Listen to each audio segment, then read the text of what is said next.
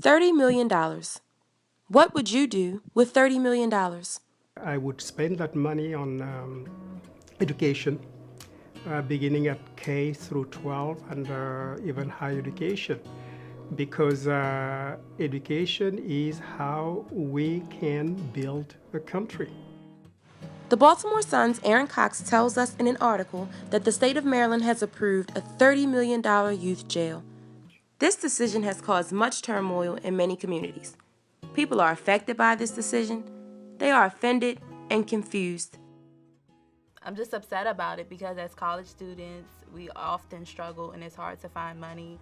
And there are college students who are homeless, who can't afford college, which leads them to drop out. So it's very difficult.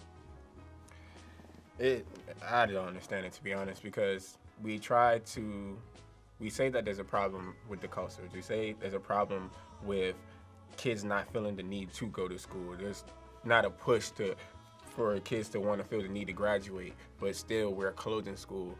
And I feel like that's the foundation that the kids need so they can venture out. But instead, they take away the sustainability and the culture and away from these kids. So then once they go into take other paths and they start going towards underground economies and start feeding on themselves, we're looking like what's going on.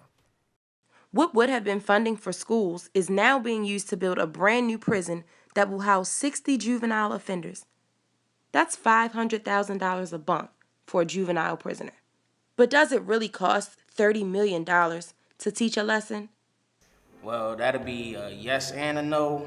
The reason why I say no is because I don't believe prison, jail, or any of that is a place for anybody for any particular reason, however you want to put it. That's just personal experience. But as far as yes, because when I went to jail, when I went to prison, it changed my life in a way because I started to focus more on my education. I received my GED. I have 9 college credits. It basically put me in the right direction rather than steady on the wrong.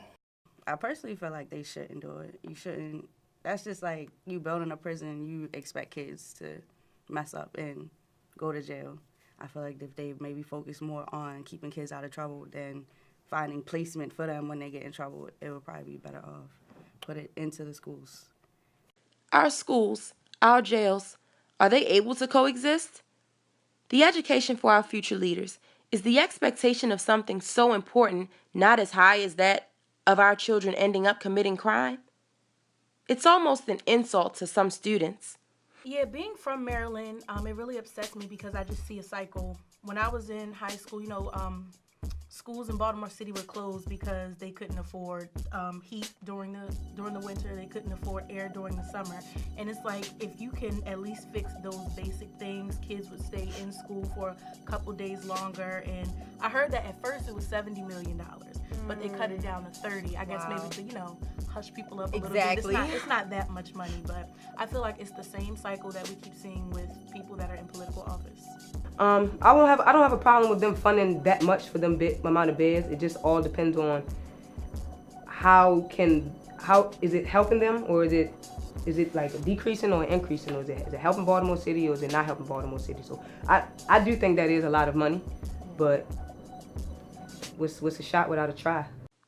$30 million approved for a youth jail, housing 60 juvenile prisoners.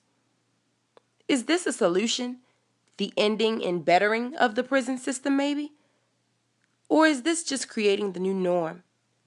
So that when the members of our next generation become young adults, they can have a more comfortable place to serve their time. And then, much like the state of Maryland, maybe they won't see college in their own future either. Just prison. Right? Wrong.